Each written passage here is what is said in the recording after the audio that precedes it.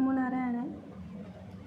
भगवान भोलेनाथ एवं सद्गुरु जी कृपा आप सभी पर सदैव बनी रहे। एक बार की बात है, एक 7 साल का बच्चा था और उसकी 5 साल की बहन थी। दोनों समुद्र के किनारे खेलने गए। खेल खेल में कुछ सीपें चुन करके ले आए। जब वो घर को लौट रहे थे, रास्ते में एक दुकान थी जिसमें बहुत सारे खेल खिलौने थे। चलते चलते उस बच्चे ने देखा कि साथ में उसकी बहन नहीं है।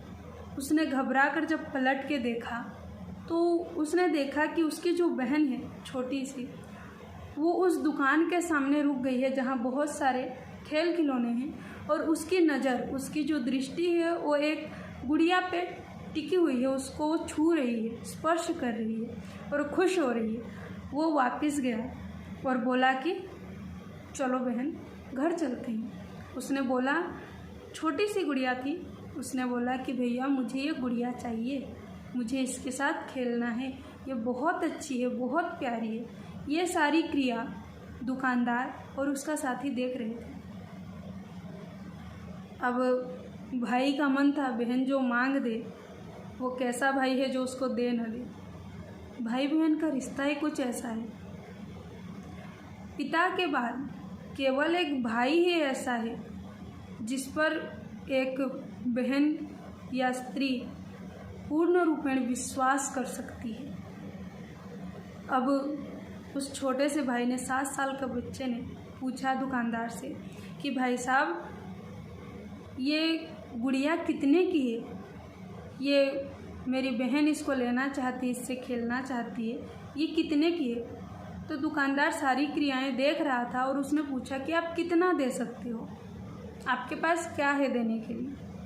तो उसने बड़े ही भोलेपन से, बड़े ही प्रेम से उसने वो सीपें निकाली और दिखाकर बोला कि ये है, और उसने रख दी कि ये लीजिए, इसमें से जितने मोल की आती हो उतने रख लीजिए।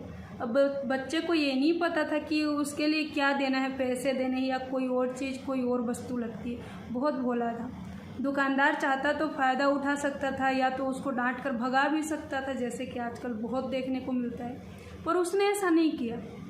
उस दुकानदार ने बहुत ही गंभीरता से, मानो बच्चा सच में उसे पैसा दे रहा हो, बहुत भाव से गिनने लगा। 1 2 3 4 5 6 7 8 9 10। अब बस 10 सीपें रख के उसने बाकी की सीपें ये कहते हुए लौटा दिया बच्चे को कि ये बहुत ज़्यादा हैं, इतना ही चाहिए, आप ये रख लो और ये गुड़िया भी रख लो। 10 सीपें रख कर उसने वो गुड़िया भी दे दी और बाकी की सीपें भी दे दी। बच्चे अब बहुत खुश हुए और वो घर लेकर आ गए। लेकिन दुकानदार का जो साथी था उसके साथ, वो बड़े गंभीरता से इस सारी क्रिया को देख रहा था और उसने उन बच्चों के जाने के बाद उनसे पूछा कि सेठ जी, मैं बच्चे आए हैं तब से देख रहा हूँ, आप बड़ी गंभीरता से, जबकि आपको पता है ये सीपें हमारी किसी भी काम की नहीं है, ना तो ये किसी भी मॉल पे बिक सकती हैं, फिर भी आपने पैसे की तरह गिन के इतना ही अमूल्य समझ के उसको लेकर गुड़िया दे दिया आपने। ऐसा आपने क्यों किया? ज़रूर कोई ना कोई रहस्य है। तो बहुत ही हृदयस्पर्शी बात कही उस दुकानदार ने। कहा कि जब ये बड़ा होगा तब इस झूठी दुनिया के बीच में जब उसका मन हताश होगा, जब ये घटना वो याद करेगा अपने जीवन की, तो उसको क्या सीख मिलेगी कि नहीं, आज भी इस संसार में अच्छे लोग, भले इंसान बाकी हैं, और वो भी लोभ के संसार को छोड़ के वो सत्य के राह में चलने की कोशिश करेगा, उसको प्रेरणा मिलेगी। अब ज़्यादा से ज़्यादा 500 की होगी, उसमें उसकी क्या क्षति होगी? लेकिन हम ये नहीं करते। हम चाहते हैं कि बच्चों में संस्कार आए, लेकिन हम ऐसा करना नहीं चाहते। हम चाहते हैं हमारी जो संतान है वो राम बने, लक्ष्मण बने, भरत बने, सीता बने, लेकिन हम ऐसा आचरण नहीं करते कि हमारे घर में राम जैसा पुत्र पैदा हो, जन्म ले। हम अपने संस्कार को नहीं देखते। हम चाहते हैं कि हमारा छोटा भाई लक्ष्मण की तरह हमारी सेवा करे, लेकिन हम ये नहीं चाहते कि हम राम बनकर अपने बड़े भाई होने का फ़र्ज़ अदा करें, उसको उतना प्रेम और दुलार दें। हम अपने लिए सब कुछ चाहते हैं, लेकिन हमारा क्या कर्तव्य है, उनको संस्कार हम कैसे दें, इसके प्रति हम सजग नहीं हैं। हम ये जानते हैं कि घर का माहौल जैसा होगा, हमारी संस्कृति जैसे होगी, हमारा व्यवहार जैसा होगा, हमारा बच्चा भी उसी में ढल जाएगा।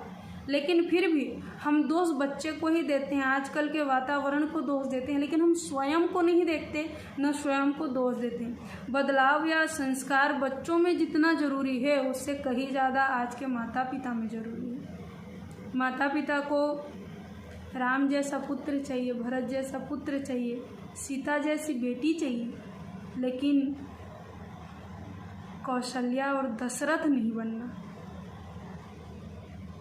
न उनको संयम से रहना है, न माता पिता का आदर करना है, न सास ससुर का आदर करना है, न अपने बच्चों को कुछ संस्कार देने हैं। हम चाहते हैं हमारा जो पुत्र है वो नित्य पाठ करे, सवेरे उठ के चरण स्पर्श करे, लेकिन हम स्वयं नहीं करेंगे। लेकिन आप एक बात बताइए, बच्चा जो देखता है वही सीखता है। बच्चों को कभी भी बोलकर नहीं सिखाया जा सकता, न उनको बोलकर कभी संस्कार नहीं दिए जा सकते। जिस घर में जिनके भी माता पिता अपने सास ससुर के, माता पिता के चरण स्पर्श करते हैं, उन बच्चों को बताना भी नहीं पड़ता। वो लोग भी अपने दादा दादी के, भगवान जी के, संतों के, अपने माता पिता के सबके चरण स्पर्श करते हैं। जो लोग अपने माता पिता का सम्मान करते हैं, आगे चल के वही बच्चे अपने माता पिता का सम्मान करते हैं। और हम कहते हैं कि हम बड़े बड़े स्कूल में भेज रहे हैं, फिर भी बच्चा संस्कारी नहीं। लेकिन आजकल की स्कूल की व्यवस्था भी तो देखिए, घर में वो माहौल नहीं है तो स्कूल में कुछ भी सिखाया जाए कि आप घर में जाकर प्रणाम करिए, घर में जाकर सम्मान करिए अपने माता पिता का। लेकिन जब बच्चा घर में आता है तब वो देखता है कि मेरे ही माता पिता, मेरे दादा या दादी को, मेरे नाना या नानी को कैसे अपमानित कर रहे हैं, कैसे गालियाँ दे रहे हैं, कैसे उनको इग्नोर कर रहे हैं। तो वो क्या सीखेगा? जो देख रहा है वही सीखेगा। जो सुनकर आया है, जो पढ़कर आया है, उसको वो नहीं सीखेगा। जो देखेगा उसी को सीखेगा। हाँ, लेकिन जो पढ़ के आ रहा है और घर में भी वही स्थिति देखता है, उतना ही प्रेम, उतना ही समर्पण अपने माता पिता में देखता है, वही सेवा भाव देखता है, तो बच्चा भी वही सीखेगा। और कुछ अलग से कोशिश करनी नहीं पड़ेगी और बच्चे वैसे ही संस्कारी होते चले जाएंगे। जैसा आपको अपनी संतान चाहिए वैसा स्वयं को करिए। जो संस्कार आपको अपने बच्चे में डालने हैं वो संस्कार आप स्वयं में डालिए, तो बच्चा अपने आप देख के सीख जाएगा। ओम नमो नारायण।